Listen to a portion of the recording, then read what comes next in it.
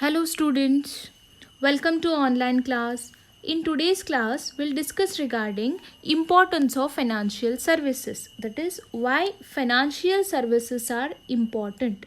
That we'll understand with the help of the different points. So let's begin. The first point is savings and investment. See, financial services promotes saving habit among the people. How? By mobilizing or by allocating or by collecting the savings from public who have surplus money. Okay, by offering what? Different saving schemes. Different saving schemes like savings banks account, then fixed deposit account, recurring deposit account.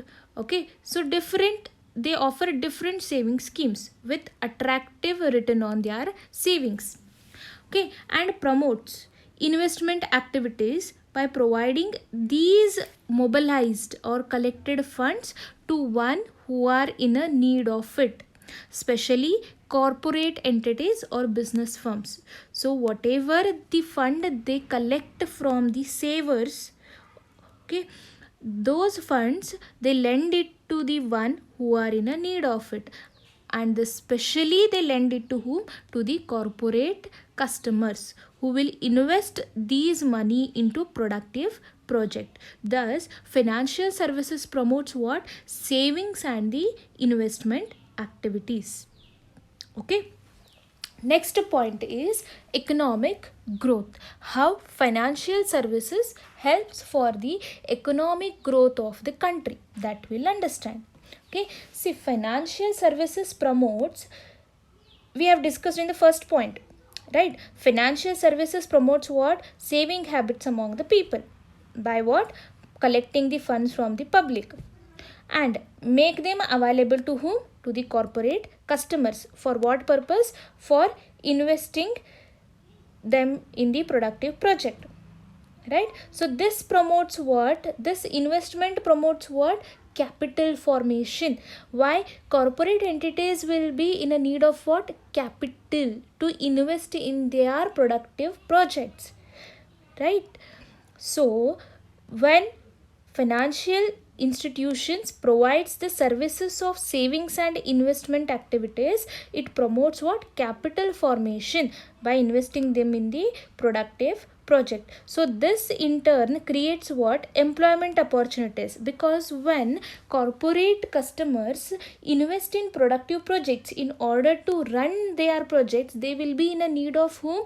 Employees, right? So they provide what? Employment opportunities to the public, which results in increase in what? Per capita income, right? As the society or the people get the employment opportunities, they are per capita means income per head increases, and standard of living also increases. As they will be earning the money, their standard of living will increases.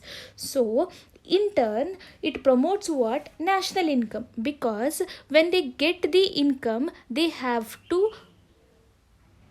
provide their portion of the income for the development of the country, in to which increases the national income, right? By contributing in the form of what? Income tax, right? So this results in what? Economic development of the country, right? So this is how financial services contribute for the economic growth of the country.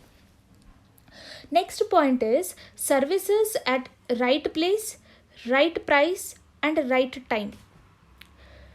That means financial services should decide the class of people, okay, the different classes of people to whom it wants to provide the services, right? It has to decide the different classes of people will be there, different on the basis of different factors like income, like on the basis of standard of living. There are different classes of people, right? To whom it wants to provide the services, it has to decide, and it has to provide these financial services at right price, at right price. That is, they should provide the services at a reasonable price which can be enjoyed by the all the classes of the people, and at the right time, that is when there is a demand for these services, at that time it has to provide the financial services to the customers. Okay, by undertaking, how this is possible to provide it at a right time? By undertaking simultaneously production and distribution of the financial services. So in order to provide it at a right time, they have to concentrate on the production of the financial services and the distribution at a right time, that is when there is a demand in the market. Okay, next comes is protection of customers interest. That is, the interest of customers is always protected by various schemes.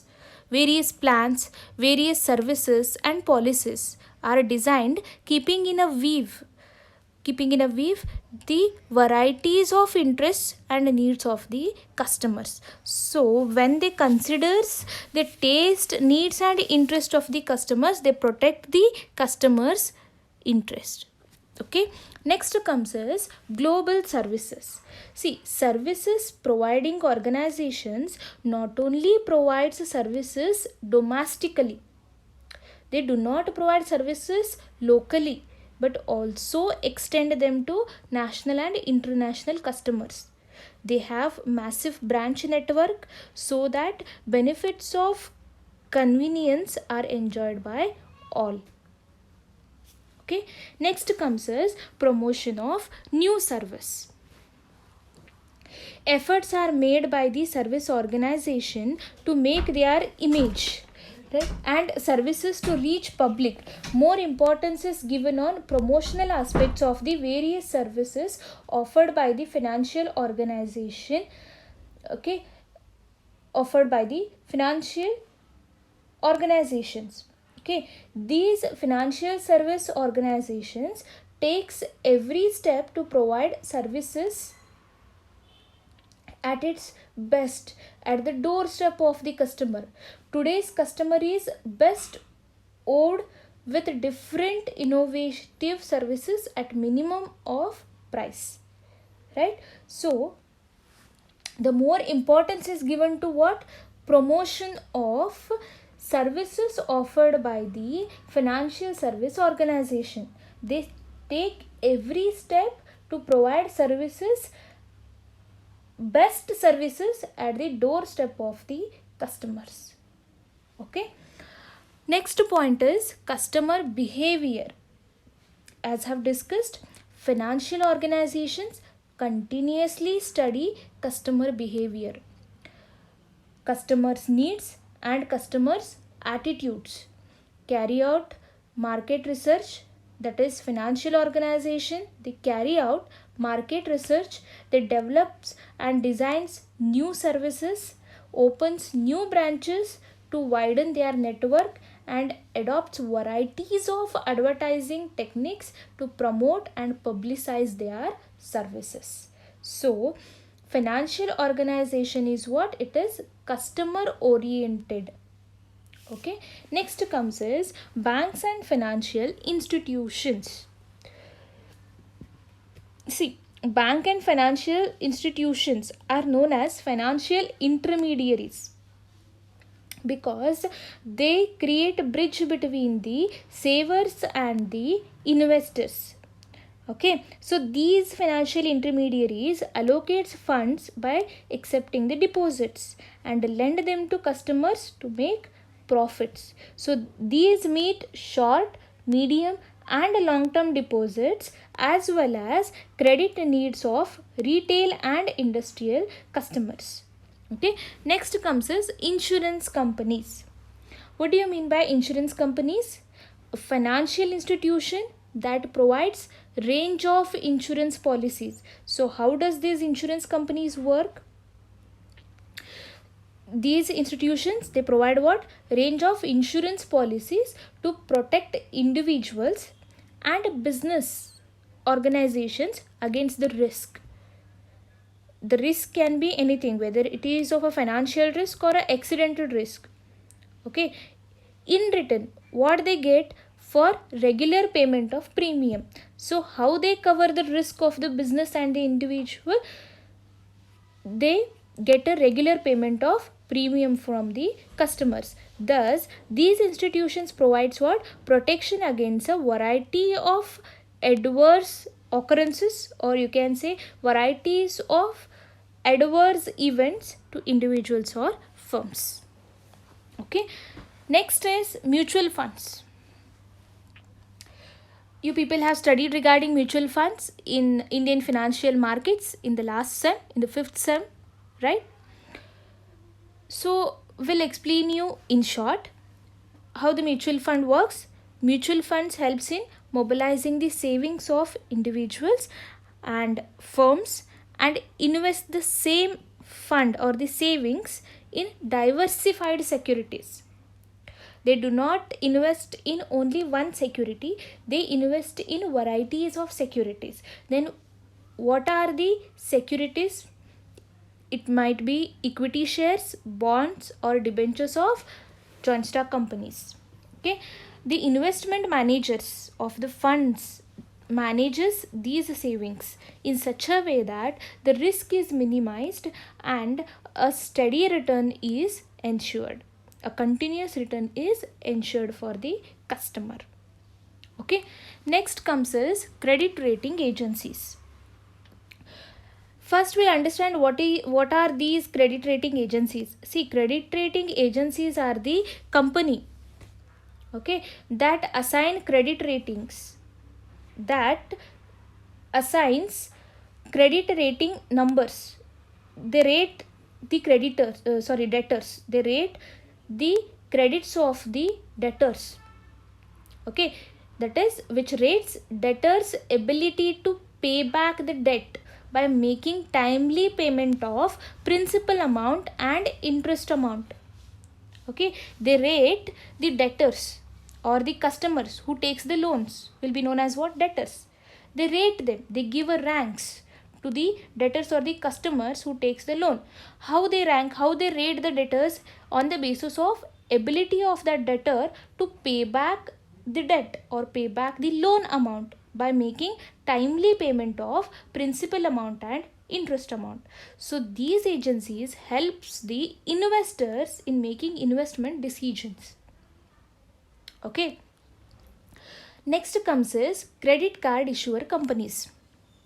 See, they save the customers from handling cash and protect them from the possible danger of pickpocketing. See, carrying the cash is dangerous because there is a possibility of pickpocketing the cash. So e-cash has been introduced, which is nothing but the credit cards or the cards has been introduced, like ATM card, credit cards, debit cards, right? So what these card companies helps? They saves the customers from handling the cash and protect them from these possibilities of danger of pickpocketing and allow them to draw money free of interest and pays his telephone bills, hotel charges, groceries through credit cards, even if the balance amount in the account of the customer is less. They provide the credit on the basis of the customer's loyalty with the bank. Okay, so those are known as credit card issuer companies. So these are the importance of financial services. Why financial services are important? They provide the different services to the customers, okay, and helps or contributes for the economic growth of the country. The remaining part we'll discuss in the next class. Thank you.